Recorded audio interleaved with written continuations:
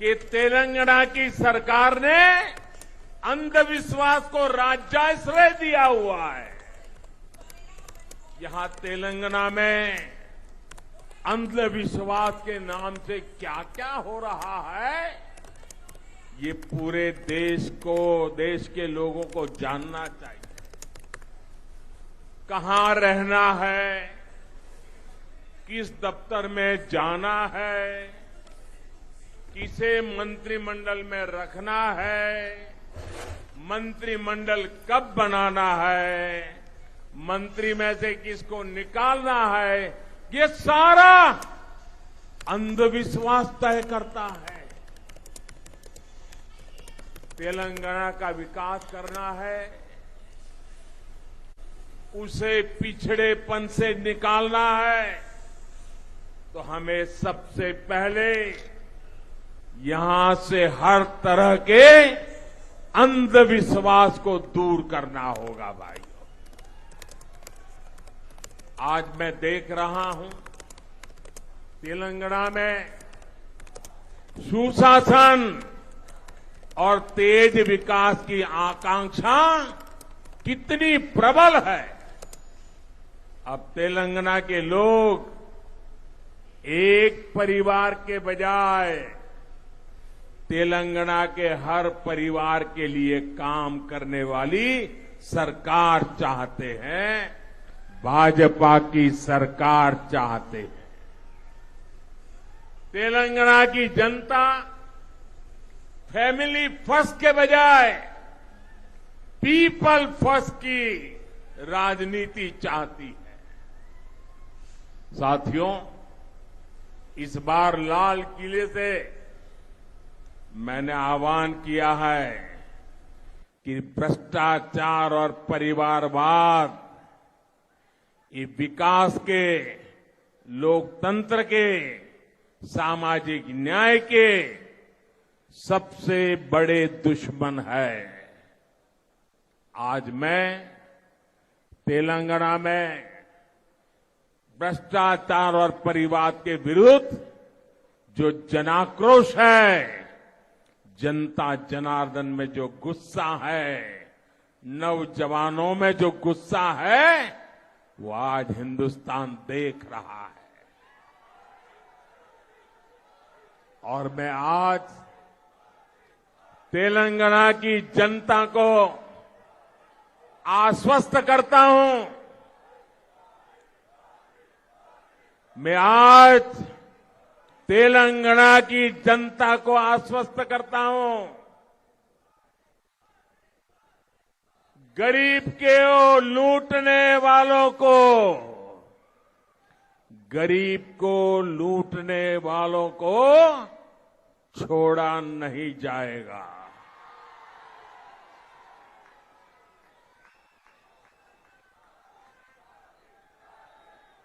आज आपने देखा होगा कुछ लोग कार्रवाई से बचने के लिए एकजुट होने का प्रयास कर रहे हैं, भ्रष्टाचारियों का गठजोड़ बनाने का प्रयास कर रहे हैं। लेकिन तेलंगाना की जनता, देश की जनता ये देख भी रही है, समझ भी रही है। साथियों, भ्रष्टाचार और परिवारवाद गरीब का सबसे बड़ा दुश्मन होता है। भ्रष्टाचार और परिवारवाद विकास का सबसे बड़ा दुश्मन होता है। इसलिए भाजपा भ्रष्टाचार और परिवारवाद दोनों से लगातार मोर्चा ले रहा है। भाजपा सरकार भ्रष्टाचार को जड़ से खत्म करने के लिए प्रतिबद्ध है। आप याद करिए, पहले राशन की दुकानों में कैसे गरीबों का राशन लूटा जाता था। हमने जनधन, आधार और मोबाइल की त्रिशक्ति का उपयोग करके करोड़ों फर्जी लाभार्थियों को हटा दिया। अब सरकार का बेनिफिट सीधे गरीब के बैंक खाते में पहुंचता है। अब केंद्र सरकार की अधिकतर सुविधाएं ऑनलाइन है। इससे घुसखोरी की आशंका कम हुई है। आज भीम यूपीआई के कारण देश में कैश लेन देन की मजबूरी कम हुई है। जब पेमेंट भी ऑनलाइन होती है तो भ्रष्टाचार की गुंजाइश भी कम हो जाती है। आखिर सरकार और जनता के बीच बिचौलियों की क्या जरूरत है भाई? सरकार सीधे जनता तक पहुंचे और जनता सीधे सरकार तक। इसलिए हमने टेक्नोलॉजी का ब्रिज बनाया है। तेलंगाना में भी भाजपा ऐसा ही भ्रष्टाचार मुक्त सुशासन देने के लिए तैयार है। मैं बीजेपी के सभी कार्यकर्ताओं से कहूंगा कि आप तेलंगाना के बूथ बूथ में जाएं, केंद्र सरकार की कल्याणकारी योजनाओं का लाभ जिनको अभी तक नहीं मिल पाया है उनकी मदद करें। और एक बात, जरा मेरे तेलंगाना के कार्यकर्ताओं को मेरी व्यक्तिगत प्रार्थना है और मैं विश्वास करता हूं कि आप मेरी बात मानोगे। बताऊं? देखिए, कुछ लोग निराशा के कारण, हताशा के कारण, भय के कारण, अंधविश्वास के कारण सुबह शाम मोदी को गालियां देते रहते हैं। भांति भांति की गालियां देते हैं। सारी डिक्शनरी मोदी को गालियां देने के लिए उन्होंने खपा दी है। मेरी आपसे प्रार्थना है, ऐसी बातों से आप परेशान मत होना। उनके पास गालियों के सिवा देने के लिए बचा क्या है भाई? आप बिल्कुल परेशान मत हो जाइए। और मैं तो पिछले 20-22 साल से बड़ी वैरायटी की गालियां खा चुका हूं। मेहरबानी करके इससे जरा भी परेशान मत होइए। शाम को उन गालियों को, उस पर बड़ी हंसी मजाक कीजिए, बढ़िया चाय पीजिए और दूसरे दिन सुबह कमल खिलने वाला है, इस खुशी में आगे बढ़िए।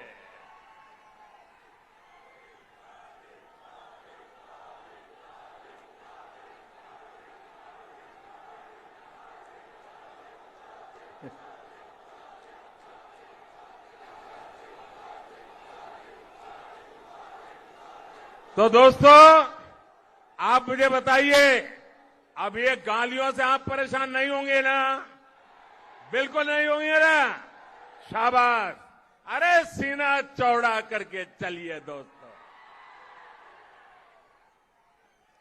देखिए, हमें याद रखना है, राजनीति सामान्य मानवी की सेवा करने और उनकी समस्या सुलझाने का माध्यम है। इसलिए राजनीति में हमारा एजेंडा, हमारा मकसद हमेशा सकारात्मक होना चाहिए, सेवा भाव से भरा होना चाहिए। लेकिन यहां तेलंगाना में जिन लोगों को सत्ता मिली उनका सारा ध्यान मोदी को गाली देने और भाजपा को कोसने में लगा रहता है।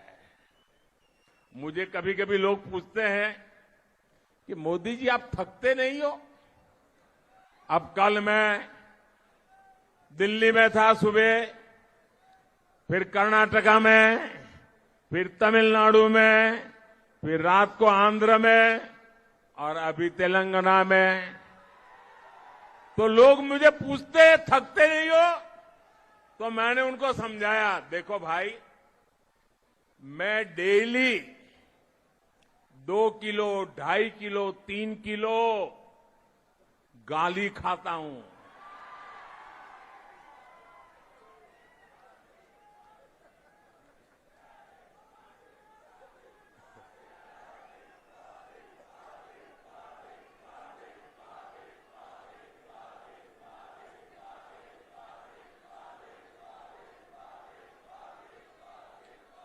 और परमात्मा ने मेरे भीतर ऐसी रचना कर दी है, ईश्वर ने ऐसे आशीर्वाद दिए हैं कि ये सारी गालियां मेरे अंदर प्रोसेस होके न्यूट्रिशन में कन्वर्ट हो जाती है।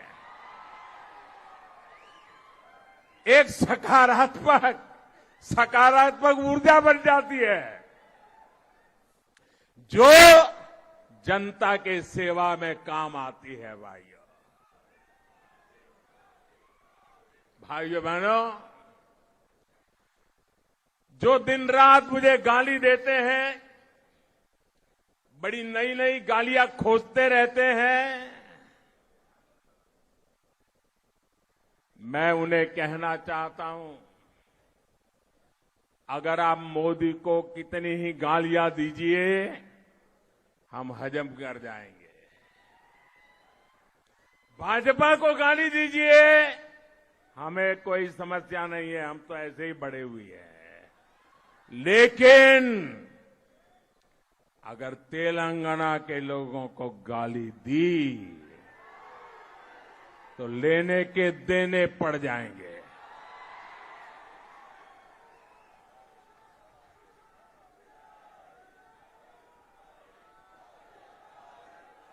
यहां के लोगों के सपनों से खिलवाड़ किया तो मुकाबला बहुत रंगीन हो जाएगा, समझ लीजिए। भाइयों बहनों, मोदी और भाजपा को गाली देने से अगर तेलंगाना का भला होता है तो देते रहिए। अगर यहां के लोगों की सुख सुविधा बढ़ती है, देते रहिए। ईज ऑफ लिविंग होता है, देते रहिए। मोदी और भाजपा को गाली देकर अगर तेलंगाना के किसान समृद्ध होते हैं तो जरूर दीजिए गाली। आज तेलंगाना के किसानों की स्थिति किसी से छिपी नहीं है। आप खुद इस बात के साक्षी है कि यहां के हल्दी किसानों को सरकार ने किस हाल छोड़ दिया है। आप इस बात के साक्षी है कि यहां विकास के रास्ते में किस तरह लगातार रोड़े अटकाए जा रहे हैं। मैं आज तेलंगाना के लोगों को भरोसा देना चाहता हूं, भाजपा तेलंगाना में पॉजिटिव एजेंडा के साथ आ रही है। हम मिलकर यहां विकास की नई गाथा लिखेंगे। साथियों, तेलंगाना, हैदराबाद मेरे लिए बहुत अहमियत रखता है। 2013 में मैं नव भारत युवा भेरी उसमें शामिल होने आया था। उस वक्त में अपनी पार्टी का पीएम उम्मीदवार भी नहीं था, मैं सिर्फ एक सीएम और प्रचार समिति का प्रमुख था। लेकिन जो स्नेह आप लोगों ने मुझे दिया, हैदराबाद ने दिया, तेलंगाना ने दिया, वो हिंदुस्तान के लिए ये टर्निंग पॉइंट बन गया था। और मैं कभी आपके उस प्यार को भूल नहीं सकता हूं। और मैं आपके इस प्यार को ब्याज समेत लौटाता रहता हूं, लौटाता रहूंगा, विकास करके लौटाता रहूंगा। भाइयों, तब मैंने कहा था कि हमारी सरकार इंडिया फर्स्ट के विजन और संविधान को मजबूत करने की दिशा में काम करेगी। और सरकार बनाने के बाद हम निरंतर उसी लक्ष्य को ध्यान में रखकर काम कर रहे हैं। बीते 8 वर्षों में देश ने सुशासन का एक नया रूप देखा है। पहली बार देश की जनता को लग रहा है कि गरीब की हर जरूरत सरकार की प्राथमिकता बन गई है। यही कारण है कि जब 100 साल का सबसे बड़ा संकट आया तो केंद्र सरकार ने गरीबों को सर्वोच्च प्राथमिकता दी। पूरे देश में गरीब भूखा ना सोए, इसलिए अभी तक केंद्र सरकार 3 लाख करोड़ रुपए से अधिक खर्च कर चुकी है। इससे तेलंगाना के भी लगभग 2 करोड़ साथियों को मुफ्त राशन मिल रहा है। गरीब के जीवन की सुरक्षा हो, इसलिए हजारों करोड़ रुपए खर्च करके हमने मुफ्त वैक्सीन उपलब्ध कराई। केंद्र सरकार हर लाभार्थी तक पहुंचने की अप्रोच के साथ काम कर रही है, सैचुरेशन के लिए प्रतिबद्ध है। लेकिन आप ये भी जानते हैं कि तेलंगाना में यहां की सरकार को गरीब के लिए होने वाले विकास कार्यों में परेशानी है।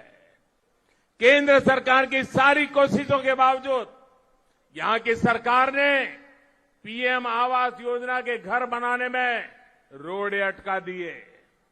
देश भर में पीएम आवास योजना के 3 करोड़ घर गरीबों को बनाकर हम दे चुके हैं।